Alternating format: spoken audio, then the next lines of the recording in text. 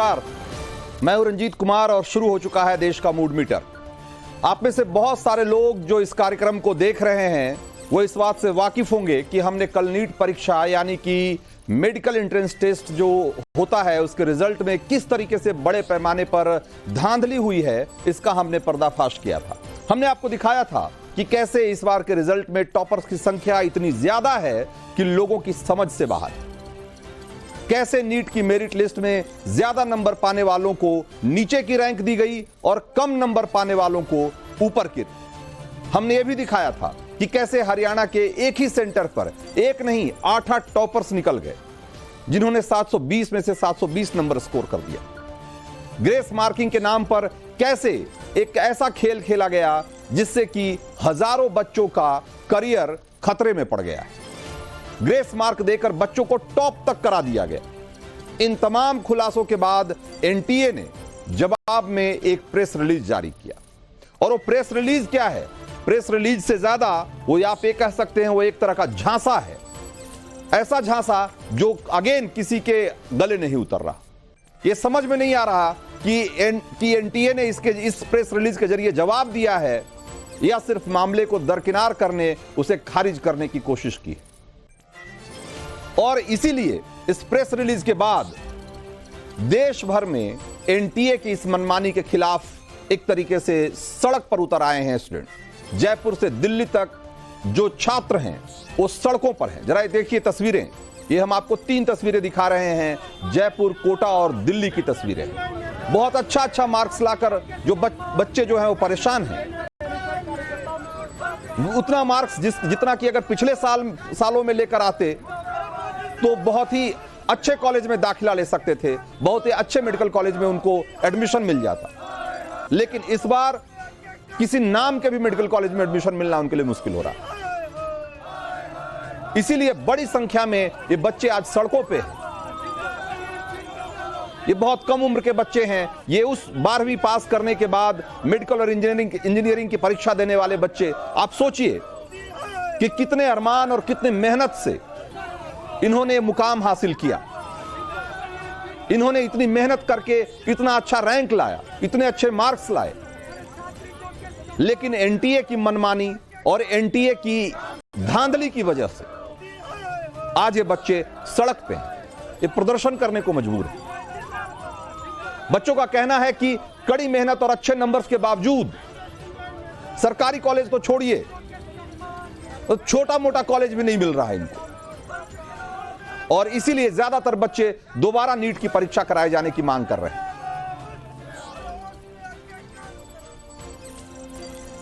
इसीलिए मैं आपसे आज कुछ सवाल लेकर आया हूं जिसका कि जवाब मैं चाहता हूं कि आप भी दीजिए। और इन बच्चों की लड़ाई में अगर आप चाहते हैं कि शरीक हो तो आप बड़ी संख्या में वोट करके आप अपनी राय रख सकते हैं और देश और जो इस देश के हुक्मरान हैं उनको ये बता सकते हैं कि इन बच्चों को कैसे इंसाफ दिलाया जा सकता है। मैं आपको सवाल दिखाता हूं जिसका कि जवाब आपको देना है। सवाल नंबर 1, हमने जो अब तक जितने खुलासे किए हैं उसके आधार पे यह सवाल है। अगर आप में से वाकिफ होंगे बहुत सारे लोग कि नीट की परीक्षा में किस तरह की गड़बड़ी हुई है, तो हम आपसे जानना चाहते हैं कि आपकी राय इस पर क्या है। और ऑप्शन ए है कि अगर आपको लगता है कि बड़े पैमाने पर धांधली हुई है तो ऑप्शन ए आप चूज करें। अगर आपको लगता है कि कुछ छोटी मोटी गड़बड़ियां हुई है तो आप ऑप्शन बी चूज कर सकते हैं। और अगर जांच के बाद ही सच पता चलेगा, अगर ऐसा आप सोचते हैं, तो ये ऑप्शन सी आप सिलेक्ट कर सकते हैं। सवाल नंबर 2 दिखाइए, आरोपों के बाद एनटीए की सफाई से क्या आप संतुष्ट हैं? और यह सवाल है और इसका ऑप्शन है आपके पास कि एनटीए आंख में धूल झोंकने का काम कर रहा है। ऑप्शन बी है एनटीए की दलील एकदम बकवास है और ऑप्शन सी है एनटीए की दलील से आप सहमत हैं। आप क्या सोचते हैं हमें जवाब देकर बताना शुरू करिए। और जरा सवाल नंबर 3 दिखाइए कि नीट रिजल्ट में गड़बड़ी से प्रभावित छात्रों को इंसाफ कैसे मिलेगा? और इसके ऑप्शन हैं कि नीट की दोबारा परीक्षा हो, जिसको रीनीट कह सकते हैं आप। ऑप्शन बी है कि पेपर्स की दोबारा जांच हो, कि भाई परीक्षा दोबारा करने की जरूरत नहीं है, बल्कि जो पेपर्स हैं उनको रीअसेस कर लीजिए, दोबारा से असेसमेंट करके और आप चेक कर लीजिए कि जो रैंकिंग बनाई गई है, जो रिजल्ट आउट किया गया है वो सही है या नहीं। और ऑप्शन सी है एनटीए की धांधली की जांच होनी चाहिए। तो अलग अलग लोगों की अलग अलग राय है। आप क्या सोचते हैं इन सवालों के जवाब में हमें बताना शुरू करिए, और हम आपको बताते हैं कि कैसे जो एनटीए के तरफ से हमारे तमाम खुलासे ऑपरेशन ब्लैक बोर्ड में के जरिए जो हमने कई बड़े खुलासे किए, हमने आपको बताया कि किस किस तरीके से एनटीए के रिजल्ट, इस बार जो नीट के रिजल्ट हैं उसमें एनटीए ने बड़े पैमाने पर गड़बड़ी की है, धांधली की है। हमने जब खुलासा किया उसके बाद कल रात में एक प्रेस रिलीज जारी किया, और प्रेस रिलीज में क्या बताया गया है, और मैं क्यों कह रहा हूं कि यह प्रेस रिलीज भी एक झांसा है, जरा उसको दिखाइए। प्रेस रिलीज में सबसे पहली बात, हमने जो सवाल उठाए थे उसका क्या जवाब दिया गया है। हमने जो लोग आरोप लगा रहे हैं वो आरोप यह है कि मनमाने तरीके से बोनस मार्क्स दिए गए हैं, जिसकी वजह से बहुत बड़ी संख्या में जो छात्रों की रैंकिंग है उस पर असर पड़ा है, और बहुत अच्छे मार्क्स लाने वाले बच्चों की रैंकिंग भी बहुत नीचे चली गई है, उनको अच्छा कॉलेज नहीं मिल रहा है। और उसके जवाब में क्या बताया है एनटीए ने कहा कि शिकायत दूर करने के लिए एक कमेटी बनाई गई थी, जिसने कि ग्रेस मार्क्स या जो दिया है वो ग्रेस मार्क्स कैसे दिया गया, तो उन्होंने कहा कि बहुत सारे लोगों ने कंप्लेन किया था हमारे पास कि उनको कैसे उनके एग्जाम के दौरान उनका समय बर्बाद हुआ है, और इसलिए उनको कुछ ग्रेस मार्किंग देनी चाहिए। उसके बाद उन्होंने एक कमेटी बनाई और उस कमेटी की सिफारिश के आधार पे जो है उन्होंने ग्रेस मार्किंग की है।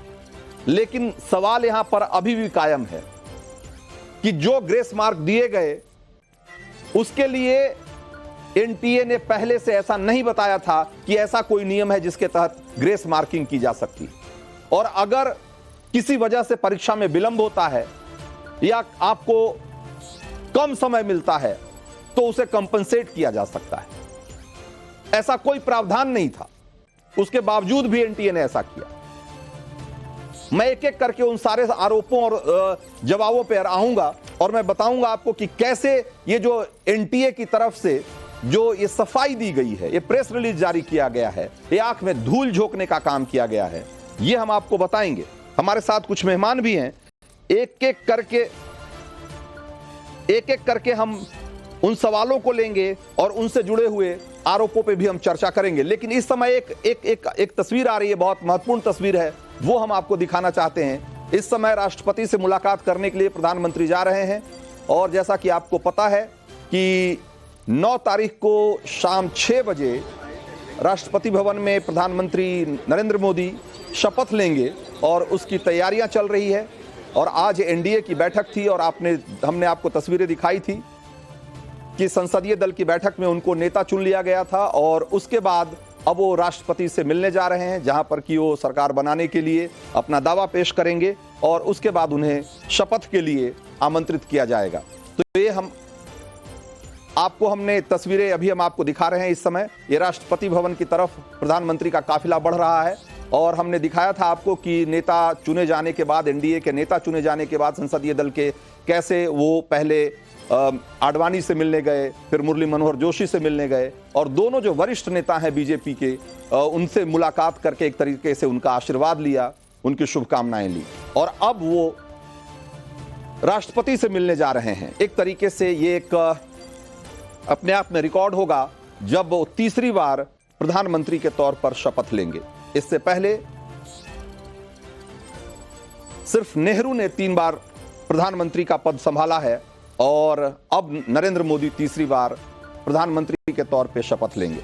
तो ये तस्वीरें रायसीना हिल्स की है, हमने आपको तस्वीरें दिखाई, और प्रधानमंत्री का काफिला रायसीना हिल्स के ऊपर चला गया, यानी कि राष्ट्रपति के प्रेमाइस में दाखिल हो चुका है। आगे भी हम अपडेट आपको बताते रहेंगे।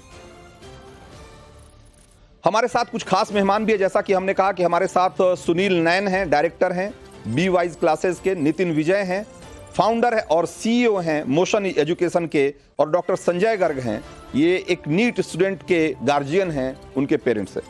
आप सब लोगों का बहुत बहुत स्वागत है। संजय गर्ग कल भी हमारे साथ जुड़े हुए थे। मैं सबसे पहले नितिन विजय का रुख करूंगा। नितिन विजय, आपने भी वो प्रेस रिलीज देखा होगा जो एनटीए ने जारी किया है, और एनटीए ने अपनी सफाई में जो कहा है, और उसमें जो सबसे ज्यादा सवाल जिस बात को लेकर उठ रहे थे वो है ग्रेस मार्क्स को लेकर। और ग्रेस मार्क्स पे जो सफाई दी है एनटीए ने, क्या आप उससे सहमत हैं, और नहीं तो आपकी आपत्ति क्या है? सर, पहली बात, इस पूरे एग्जामिनेशन में दो बड़ी धांधलियां हुई है। डेटा प्रूव करता है कि चीटिंग भी हुई है, इसमें कोई शक वाली बात नहीं है। पर क्योंकि आपने प्रश्न मेरे से नॉर्मलाइजेशन का पूछा है, ग्रेस का पूछा है, तो उसके बारे में बताता हूं। जो रूल लगाया गया है वो बच्चों के साथ सरासर अन्याय है। पहली बात, इस रूलिंग के बारे में कोई जो उनका इनिशियल बुलेटिन आता है उसमें नहीं बताया गया। दूसरी बात, ग्रेस नंबर सिर्फ उनको दिए गए जिन्होंने कंप्लेन करी थी। ग्रेस उन बच्चों को दिया गया जिनके साथ अव्यवस्था की वजह से कम समय जिनको दिया गया, 3 घंटे 20 मिनट की बजाय उन्हें 3 घंटे या 2.5 घंटे मिले। इस लॉस को भरने के लिए उन्होंने बोला हमने ग्रेस मार्क्स दिए, पर ये सिर्फ उन्हीं को दिया गया जिन्होंने कंप्लेन करी। हमें बताया ही नहीं गया था एज ए बच्चे, अगर मैं बात करूं, कि कंप्लेन करने पर ये ग्रेस मार्क्स मिल सकते हैं, क्योंकि अन्याय तो कई जगह हुआ था। अब ग्रेस मार्क्स कैसे दिए गए मैं आपको बताता हूं। ऐसे बहुत सारे बच्चे हैं जिनके 510 नंबर आ रहे थे वास्तविकता में, और उनके नंबर 720 हो गए हैं। ये कैसे हुआ? इसके लिए इन्होंने बोला कि हमने ग्रेस मार्क्स दिए। मतलब 510 नंबर जिनको मिले हैं असल में, उनके 720 टॉप कर गया। वो टॉप कर गया है। ऐसे 626 वाला एक 720 चला गया, जो हमारे पास जितनी भी ओएमआर शीट्स आ रही हैं। अब मैं बताता हूं इन्होंने करा क्या है। मैं 1 मिनट आपका लूंगा ताकि मैं अपनी बात नहीं, एकदम तसल्ली से बताइए। हाँ सर, इन्होंने ऐसा बोला कि हमने एपेक्स कोर्ट की एक रूलिंग आई थी क्लेट को लेकर 2018 में, उसको इन्होंने बेस बनाया। पहली बात, उसको किसी को बताया नहीं। उस रूलिंग के हिसाब से यह कहा गया, मैं आपको आसान शब्दों में बताने का प्रयास करता हूं, कि अगर किसी बच्चे ने 3 घंटे का पेपर देना था, अब पहले 2 घंटे में उसने 100 सवाल में से मान लीजिए 80 सवाल सही करे पहले 2 घंटे में। अब क्योंकि अव्यवस्था की वजह से उसे आखिरी 1 घंटे का पेपर नहीं दिया गया, तो ये बोला गया कि हम ये मानेंगे कि आखिरी के 1 घंटे में ये 50 सवाल और करता, क्योंकि 2 घंटे में इसने 100 करे, तो इसको 50 सवाल और करता और 40 सही करता, तो 40 के नंबर इसे मिल जाने चाहिए। ये सर सुनने में सही लगता है, पर ये बहुत बड़ा अन्याय है। किसी भी कॉम्पिटिटिव एग्जामिनेशन में बच्चे की शुरुआत की एफिशिएंसी और बाद की एफिशिएंसी बिल्कुल अलग होती है। जो नीट के बच्चे सेलेक्ट होते हैं सर, मैं उसकी प्रक्रिया आपको समझाता हूं। जो बच्चे सेलेक्ट होते हैं, जो डॉक्टर बनते हैं, उनकी प्रक्रिया को अगर हम ध्यान से समझें तो नीट का हर बच्चा सबसे पहले बायो अटेम्प्ट करता है। पहले 1 घंटे में वो 90 सवाल कर लेता है जो सिलेक्ट होने वाला बच्चा है, और करीब करीब वो 80 सवाल सही कर लेता है। अब मान लीजिए किसी बच्चे ने 90 सवाल करे 1 घंटे में, यानी कि उसने एक सवाल में 40 सेकंड लगाए। इस बच्चे को अगर टाइम लॉस आधा घंटा हुआ आखिरी में, ऐसा आप मान लीजिए, तो एनटीए की रूलिंग क्या कहती है? वो कहती है कि हम ये मानेंगे कि क्योंकि ये बच्चा 1 घंटे में 90 सवाल कर लिए इसने शुरुआत में, तो आखिरी के आधे घंटे में ये 45 सवाल कर लेगा, और क्योंकि इसने 90 में से 80 सही करे, तो ये 45 में से 40 सवाल सही कर लेगा। तो 40 इंटू 4 नंबर, यानी कि इसको 160 नंबर ग्रेस मिल जानी चाहिए। सर, ये सरासर अन्याय है। अमूमन सभी बच्चे पहले बायो करते हैं, आखिरी में टफ पेपर अटेम्प्ट करते हैं, फिजिक्स अटेम्प्ट करते हैं, और जो रिवीजन करते हैं वो करते हैं। पहले आधे घंटे में जितने सवाल वो सही करते हैं, सही बताऊं, उसके सिर्फ और सिर्फ 20% सवाल मात्रा में ही वो सही कर पाते हैं। ये उनको तो अच्छा लगा जिनको ग्रेस नंबर मिल गए, पर सोचिए कि जो धांधली हुई इसमें कम से कम, मैं आपको कह रहा हूं, शिक्षाविदों में पिछले 20 साल से निरंतर ये काम कर रहा हूं। मैं खुद भी कॉम्पिटिटिव एग्जामिनेशन दे चुका हूं, क्लियर भी कर चुका हूं। तब मैं आपको कह रहा हूं, कम से कम इस एग्जामिनेशन के हिसाब से 20 से 25 हजार बच्चा ऐसा डॉक्टर बनेगा जो बनना नहीं चाहिए था, और 20 से 25 हजार बच्चा नदारद रह जाएगा जिसको डॉक्टर बनना चाहिए था। मैं एक और बात आपको बोलना चाहता हूं, क्यों चीटिंग के लिए हम बोल रहे हैं, कैसे बोल रहे हैं चीटिंग हुई है, वो भी मैं आपको तुरंत बताता हूं फटाफट शब्दों में, क्योंकि मुझे पता है दूसरे नहीं, बिल्कुल बिल्कुल आराम से बताइए, क्योंकि हमने आज का जो एक कार्यक्रम है, हम चाहते हैं कि आप एक्सपर्ट हैं इस सब्जेक्ट के, और आप बेहतर तरीके से बता सकते हैं कि जो चीटिंग हुई है और जो गड़बड़ी हुई है वो कैसे और कहां हुई है। बताइए आप। बहुत धन्यवाद सर बात रखने के लिए और इस प्रोग्राम को चलाने के लिए, क्योंकि बहुत महत्वपूर्ण है। मैं आपको बताता हूं चीटिंग क्यों, उसके 2 मैं आपको साक्ष्य देता हूं, बहुत मोटे मोटे, बाकी बहुत सारे हैं। मैं आपको एक पहला साक्ष्य देता हूं कि पिछली बार 605 नंबर पर जनरल कैटेगरी, जनरल ईडब्ल्यूएस और ओबीसी के बच्चों को लगभग सबको कॉलेज मिल गए थे, क्योंकि 605 नंबर के ऊपर लगभग 65,000 बच्चे थे। इस साल सर ये संख्या 605 नंबर के ऊपर वालों की संख्या 2,25,000 हो गई है, यानी कि 3 से 4 गुना। क्या देश में इसी साल इतने इंटेलिजेंट बच्चे पैदा हो गए थे? ये कैसे संभव हो सकता है? पेपर का लेवल बिल्कुल वैसा ही था। ये तो बहुत अचंभित करने वाली बात है। क्या इसी साल सारे बच्चे इंटेलिजेंट पैदा हुए थे? हमारे गले ये बात नहीं उतरती है। दूसरा साक्ष्य, जो एनटीए ने टॉप 100 की लिस्ट जारी करी, उसमें 62 से 69 की रैंक वाले बच्चे एक ही झज्जर डिस्ट्रिक्ट हरियाणा के हैं, उनके रोल नंबर सेम हैं। और आपको जानकर आश्चर्य होगा, एनटीए ने एक रूल बनाया कि जिनके नंबर सेम हैं उनमें से उसको ऊपर रैंक मिलेगी जिसने फॉर्म जल्दी ही भरा था। आप देखेंगे तो इन सारे बच्चों की रैंक एक साथ आई है। इसका मतलब इन्होंने फॉर्म एक साथ भरा था, यानी कि किसी एक व्यक्ति नहीं भरा था। क्या ये संशय पैदा नहीं करता है? क्या एनटीए को जरूरत थी कि 4 जून को ही वो रिजल्ट डिक्लेयर करे जिस दिन पूरा चुनावी रिजल्ट आने वाला था? ऐसे बहुत सारे प्रूफ हम लोगों के पास हैं। एनटीए को इसमें क्या क्या करना चाहिए वो अगर आप मेरे से पूछेंगे मैं तो आऊंगा, उस सवाल पे भी आऊंगा, उस सवाल पे आऊंगा, लेकिन पहले उससे पहले मैं चाहता हूं कि जो एक एक करके जो एनटीए ने जो सफाई दी है उस पर हम सवाल जो भी बनते हैं उन सवालों को समझ लेंगे कि भाई ये सफाई कैसे एक आई वॉश है, एक झांसा है, एक आंख में धूल झोंकने का काम किया है, ये हम पहले समझ लेंगे। उसके बाद हम समझेंगे इस बात पे कि इसका समाधान क्या है। इस बीच में हमारे साथ कुछ कॉलर भी जुड़ने लगे हैं, कुछ ऐसे बच्चे जुड़ने लगे हैं जो जिन्होंने नीट की परीक्षा दी थी और जो अपने आप को अब विक्टिमाइज फील करते हैं, उनको लगता है कि उनके साथ धांधली हुई, उनके साथ धोखा हुआ है। ऐसे ही एक हमारे साथ छात्र हैं संजय भाटी, राजस्थान पाली से हैं। हाँ संजय, बताइए आप। सुनो, क्या नाम है? अनामिका, एक सेकंड। संजय भाटी, आपको आवाज आ रही है हमारी? टीवी अपना टीवी का वॉल्यूम आप बंद कर दीजिए, म्यूट कर दीजिए संजय, तभी आप हमें सुन पाएंगे बेहतर तरीके से।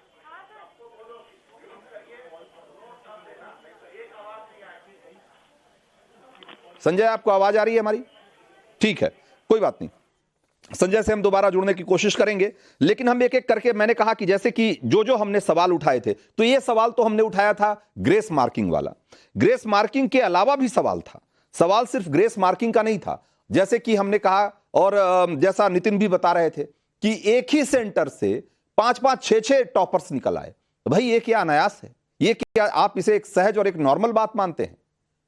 कैसे एक ही सेंटर से इतनी बड़ी संख्या में 720 के 720 पाने वाले बच्चे आ गए? जबकि पिछले 5 सालों का आप रिजल्ट देखते हैं, 2018 से 2022 तक के रिजल्ट देखते हैं, तो सिर्फ 5 सालों में सिर्फ 2 बच्चों ने 720 में से 720 अंक लाए। और इस बार 67 बच्चों ने 2 परफेक्ट स्कोर किया, 720 में से 720 अंक स्कोर किया। क्या यह सामान्य बात हो सकती है? और उसमें भी असामान्य बात यह है कि एक ही सेंटर से 6 बच्चों को 720 नंबर आ रहे हैं। इससे ज्यादा संशय और कैसे हो सकता है? हमने और भी सवाल उठाए थे। हमने सवाल उठाया था कि भाई कैसे पटना में जिस दिन परीक्षा थी उसी दिन 13 गिरफ्तारियां हुई, और उन 13 गिरफ्तारियों में जो बात निकल कर आई, एफआईआर बताता है कि परीक्षा के एक दिन पहले खेमनी चक में एक बॉयज हॉस्टल में ऐसे 35 बच्चों को बिठाकर और नीट के परीक्षा के पेपर रटवाए गए थे और उसके बाद उनको परीक्षा दिलवाया गया। यहां तक कि पोस्ट डेटेड चेक से लेकर के और जो उनके ट्रांजैक्शन के रिकॉर्ड और तमाम चीजें जो है वो पुलिस के पास है, पुलिस जांच कर रही है। भाई ऐसे में ये आरोप लग रहे हैं कि हो सकता है कि सिर्फ पटना ही नहीं बल्कि ऐसे और भी सेंटर्स होंगे जहां पर कि ऐसे बड़े पैमाने पर हो सकता है कि पेपर लीक कर दिया गया हो और वहां पे सिलेक्टिवली बहुत सारे बच्चों को पेपर ऐसे रटवा दिया गया हो एग्जाम से पहले। लेकिन एनटीए क्या कह रहा है? एनटीए ने अपने प्रेस रिलीज में कहा है कि पेपर लीक की कोई घटना नहीं हुई और हम इस आरोप को सिरे से खारिज करते हैं। क्या इसे इस तरीके से खारिज किया जा सकता है? डॉक्टर संजय गर्ग भी हमारे साथ जुड़े हुए हैं। संजय गर्ग, क्या कहना है आपका इस? सर, पहले तो मैं सुनील नयन सर और नितिन विजय सर का बड़ा आभारी हूं। इन लोगों ने इस मुद्दे को इतना जबरदस्त तरीके से उठाया है। मैं इनके गृह राज्य से हूं सर, राजस्थान से, तो मैं इनको देखता और सुनता रहता हूं। ये मामला आप मान के चलिए कि अगर 4 तारीख को पेपर अगर लीक हुआ है तो ये कार्रवाई पुलिस को या एनटीए को 5 मई को ही करनी चाहिए थी। हम भी जानते हैं कि एक सेट ऑफ पेपर नहीं बनते हैं, शायद दोनों लोग मेरी बात से भी सहमत होंगे। कई सेट ऑफ पेपर बनाए जाते हैं। आप एक हफ्ते एग्जाम को पोस्टपोन करके नेक्स्ट संडे को एग्जाम करा सकते थे। लेकिन क्योंकि हम लोगों का काम है कि एक सो कॉल्ड रैंक लिस्ट बना के हम एमसीआई को देना चाहते हैं, एमसीसी को, और हमारा काम खत्म है, तो हम हर बात से पल्ला झाड़ेंगे, आंख बंद करेंगे और इसमें आगे बढ़ते जाएंगे। और इनको ये पक्का है कि हिंदुस्तान में सब लोगों की मेमोरी बहुत छोटी होती है। 2-4 दिन हल्ला मचाएंगे, फिर सारे इधर उधर हो जाएंगे। पॉलिटिकल पार्टीज एक दूसरे के लिए हल्ला मचाएगी, इधर उधर हो जाएगी, और हम इससे पतली गली से निकल लेंगे। मैं आप लोगों का बहुत आभारी हूं कि आपने बच्चों की बात समझी और इनको छोड़ना मत। ठीक है, सुदीप सिंह हमारे साथ हैं, गाजियाबाद से हैं, और सुदीप सिंह के बेटे ने नीट की परीक्षा दी है और इनका क्या ग्रीवांस है, इनकी क्या शिकायत है, जरा एक बार सुन लेते हैं। सुदीप सिंह जी, आपको आवाज आ रही है तो आप जरा आप बताइए कि आपकी क्या शिकायत है इस रिजल्ट को लेकर। जी सर, रंजीत जी मेरी आवाज सुन पा रहे हैं आप? तो मैं बताना चाहता हूँ जी, ये क्रोनोलॉजी आप समझिए, ये आज की बात नहीं है। First time in the history of, हमने आपको बताया कि सुदीप सिंह हमारे साथ जुड़े हुए हैं, गाजियाबाद से हैं, और इनके बच्चे ने एग्जाम दिया था नीट का, रिजल्ट को लेकर के इनकी कुछ शिकायतें हैं। सुदीप सिंह, जल्दी से अपनी बात पूरी करिए। हाँ जी रंजीत जी, मैं आपको 2 पार्ट में, अगर आप थोड़ा सा टाइम देंगे, बताऊंगा जी। सबसे पहले मेरे बच्चे ने 10th का एग्जाम देने के बाद से मैं एक एफर्ट लेवल बताना चाहता हूं, बच्चे का कितना एफर्ट लगता है। वो बच्चा 10वीं के बाद से अपने आप को उसने कमरे में बंद कर लिया और 2 साल तक उसको दिन और रात पता नहीं लगा कि कब दिन हो रहा है, कब रात हो रहा है, कब मुझे खाना खाना है, कब मुझे पानी पीना है। उस बच्चे ने एक तपस्या के लेवल से किया। तो हर बच्चा जो मार्क्स लाता है इस लेवल से गुजरता है। मेरे बच्चे ने 691 अंक हासिल किया, और जो बच्चा कल एम्स के लिए अपने आप को तैयार कर रहा था, आज वो बच्चा इस चक्कर में पड़ा है कि मेरे को एक ऐसा कॉलेज मिलेगा जहां पे मैं नहीं जाना चाहता हूं। ये एक अभिभावक की तरह मैं बता रहा हूं। दूसरा, मैं नीट की तरफ बता रहा हूं, आप ये क्रोनोलॉजी समझिए। First time in the history of NEET ऐसा हुआ कि रजिस्ट्रेशन पोर्टल दोबारा खोला गया। आप स्टार्टिंग से देखिए, रजिस्ट्रेशन करने के बाद आज तक की हिस्ट्री में कभी ऐसा नहीं हुआ कि एग्जामिनेशन की लास्ट डेट दोबारा से ओपन करी जाए। तो ये एक रैकेट है जो वहां से स्टार्ट हुआ, एक प्लान्ड तरीके से साजिश वहां से रची गई, और उस साजिश का कल्मिनेशन आज ये है कि जो भी बाकी रह गया उसको ग्रेस मार्क के रूप में आवंटित किया गया, जहां एक एक नंबर के अंतर पे 2-2, 3-3 हजार बच्चे बीच में आ जाते हैं, 691 और 690 के बीच में। बिल्कुल, वहां पे 600। ठीक है सुदीप सिंह जी, आपकी बात आ गई कमोबेश। तो सुदीप सिंह की देखिए, आप इनकी पीड़ा को समझिए। इनके बच्चे ने 691 नंबर लाया है। अगर आप पिछले 5 साल का रिजल्ट देखेंगे तो पिछले 5 सालों में संभवतः, जैसा मुझे याद आ रहा है, 2019 का साल ऐसा था जब 691 नंबर लाने वाला बच्चा ऑल इंडिया टॉपर था। उसकी रैंक 1 थी। अगर मैं गलत हूं तो मुझे सही करिएगा नितिन जी, और हो सकता है कि मैं साल में कुछ फर्क हो सकता है, लेकिन मुझे याद आ रहा है कि 2019 का ही साल था जब 691 नंबर लाने वाला बच्चा ऑल इंडिया, उसकी रैंकिंग 1 थी। और आज सुदीप सिंह कह रहे हैं कि उनके बेटे ने 691 नंबर लाया है और उसको समझ में नहीं आ रहा है कि कौन सा कॉलेज मिलेगा। क्या, किस लेवल का घालमेल चल रहा है, किस लेवल की धांधली चल रही है एनटीए के जरिए, आप इसका अंदाजा लगाइए। हमारे साथ सुनील नैन भी हैं, डायरेक्टर हैं बीवाइज क्लासेस के। सुनील नैन, आपने अभी तक जो रिजल्ट देखा है और जितने बच्चों से आपकी बात हुई है, क्या मोटे मोटे तौर पर क्या क्या पॉइंट हैं जहां पर कि जिसका जवाब अभी भी सही तरीके से नहीं दिया है एनटीए ने? जी सर, देखिए आपके हाथ में जो पेपर है, सेम पेपर मेरे हाथ में भी है, और ये एनटीए का प्रेस रिलीज है, जिसमें 5 पॉइंट दिए गए हैं। मैं इनको एनटीए की वो 5 मिस्टेक कहता हूं कि जिससे एनटीए पूरा एक्सपोज हो रहा है कि आपने धांधली की है। इसमें सबसे पहला पॉइंट में लिखा sir, cut off of NEET UG 2024, और साथ में नीचे जो क्लैरिफिकेशन दिया गया है, अगर आप टेबल में देखेंगे 3rd कॉलम में, यहाँ पे क्वालिफाइंग मार्क्स लिखा है। यानी आप क्वालिफाइंग मार्क्स का कंपेयर करके लास्ट ईयर से कट ऑफ को जस्टिफाई करने की कोशिश कर रहे हैं। यानी आप मीडिया को प्रेस रिलीज के थ्रू मिसगाइड कर रहे हैं। ये आपकी सबसे बड़ी मिस्टेक है जो बताती है कि आपने धांधली की है। सेकंड पॉइंट सर, जो ग्रेस मार्क्स वाला है, एनवी सर ने इसमें बहुत अच्छा टेक्निकल वे में बहुत अच्छा समझाया है। और इस पे अगर मैं और बात करूं, भाई आपने मान लेते हैं कि 10 मिनट किसी बच्चे को पेपर लेट मिला है, तो आप ग्रेस मार्क्स टाइम के बदले, लॉस ऑफ टाइम के बदले आप ग्रेस मार्क्स क्यों दे रहे हैं? हमारा ये मानना है आपको टाइम के बदले टाइम देना चाहिए। किसी बच्चे का पेपर अगर 10 मिनट लेट होता है तो आप उसका 5:30 बजे तक कराइए। किसी बच्चे का अगर 40 मिनट लेट आप 6 बजे तक कराइए। लेकिन आप ये नहीं करेंगे क्योंकि आपको धांधली करनी है। आपने बताया है सर, नेक्स्ट पेज पे आप देखेंगे, इसमें 1563 बच्चे ऐसे हैं जिनको ग्रेस मार्क्स मिले हैं। 1563 बच्चे ऐसे हैं जिनको ग्रेस मार्क्स मिले हैं, और इसी की वजह से कहीं बच्चों के इतने ज्यादा मार्क्स आ रहे हैं। लेकिन मैं यहाँ पे आपको बता दूं, लास्ट ईयर 615 नंबर पे लगभग 22,000-21,000 के अराउंड रैंक थी, जबकि इस बार 65,000 के अराउंड रैंक आ रही है। यानी लास्ट ईयर के कंपैरिजन में सेम मार्क्स पे 40,000 रैंक बढ़ गया। अगर हम इन 1563 को हटा भी दें तो बाकी बच्चा इतना ज्यादा स्कोर कैसे कर रहा है? 40,000 इतना उछाल नहीं आ सकता। हम टीचर इनका एनालिसिस करते हैं, एनवी सर ने भी किया होगा। पेपर लास्ट ईयर के कंपैरिजन में बहुत ज्यादा इजी नहीं है, 19-20 का फर्क हो सकता है, जिसके कारण मार्क्स 4 या 5 मैक्सिमम 8 नंबर ज्यादा बढ़ सकते हैं। लेकिन यहाँ तो 40 मार्क्स का डिफरेंस आ रहा है, 50 मार्क्स का डिफरेंस आ रहा है।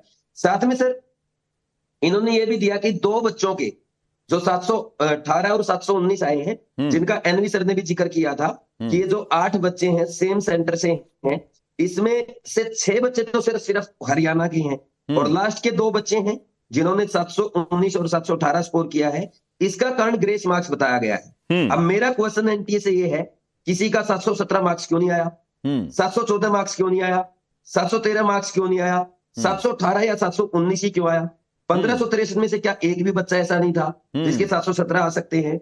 तीसरे पॉइंट पे अगर हम आए सर, 67 स्टूडेंट्स ने 720 आउट ऑफ 720 स्कोर किया है। इसमें से इन्होंने बताया कि 44 स्टूडेंट्स ऐसे हैं जिनके मार्क्स फिजिक्स में एक क्वेश्चन के 2 ऑप्शन आंसर दिए गए हैं, उसके कारण बढ़ गए हैं। बिल्कुल। मैं आपसे पूछता हूं, आप जो सवाल उठा रहे हैं सुनील नयन, हमने कल भी ये सारे सवाल सिलसिलेवार तरीके से उठाया था कि कैसे किसी बच्चे को 719 और 718 नंबर मिल सकते हैं, जो कि टेक्निकली पॉसिबल नहीं है। फिर उसमें ग्रेस मार्क्स का जो झोल किया गया, हमने वो भी सवाल उठाया था कि जब आपने ग्रेस मार्किंग का पहले से अगर कोई प्रोविजन नहीं बताया है तो अचानक से आपने ग्रेस मार्किंग कहां से कर दी? आपने टाइम के बदले नंबर देने का जो सिस्टम है, पहले से अगर आपने नहीं बता के रखा था तो आपने टाइम के बदले नंबर देने का सिस्टम कहां से बीच में क्रिएट कर दिया?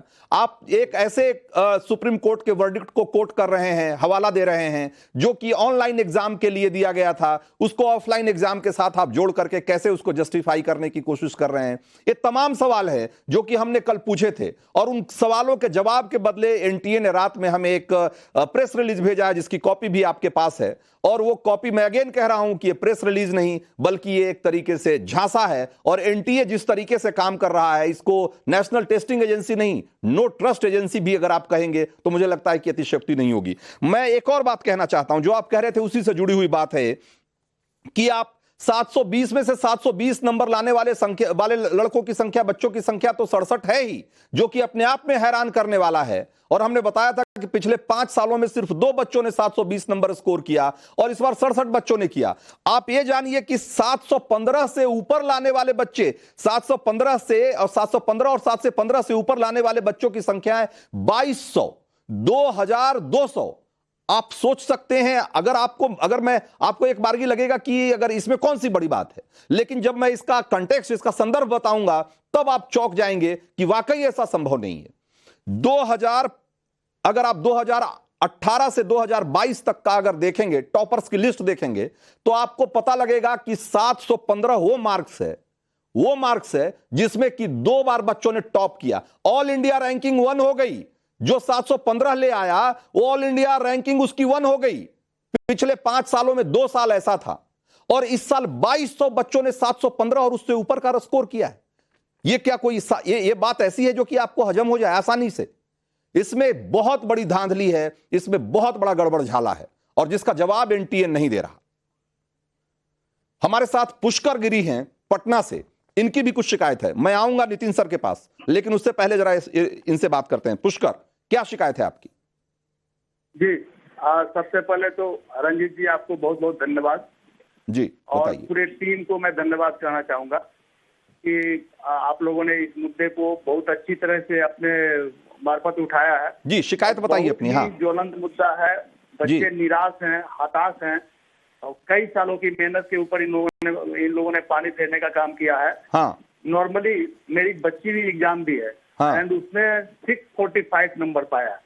अच्छा, बट 645 नंबर पाने के बावजूद भी हताशा ऐसी है कि 3 दिन से अपने कमरे में बंद है और इसे कोई सुनने वाला नहीं है। नॉर्मली जो है हम लोगों के पास 1 नंबर के डिफरेंसेज में 200 से 300 बच्चे होते थे।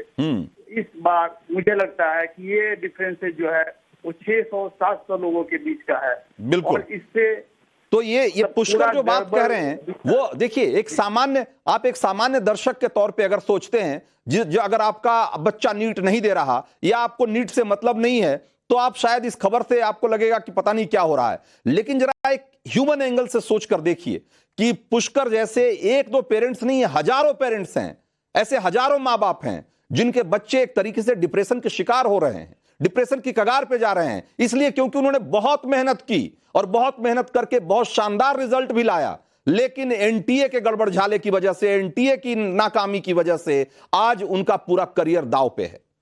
नितिन विजय सर, क्या मैं गलत कह रहा हूं? बिल्कुल आप सही कह रहे हैं। और सर मैं पुष्कर जी को भी आश्वस्त करता हूं कि ये लड़ाई को हम आगे तक ले जाएंगे। आज हमने सुप्रीम कोर्ट के लॉयर को हायर कर लिया है, पीआईएल हम दर्ज कर रहे हैं, हमारे सभी चैनल्स पे गूगल फॉर्म भरवा रहे हैं, एनेक्स्चर लगाएंगे। जरूर इसको में एनटीए को एक्शन लेना पड़ेगा और आप सब लोग अगर साथ जुटे रहेंगे तो मैं फिर कह रहा हूं 20 से 25 हजार। ठीक है, अब मैं आपको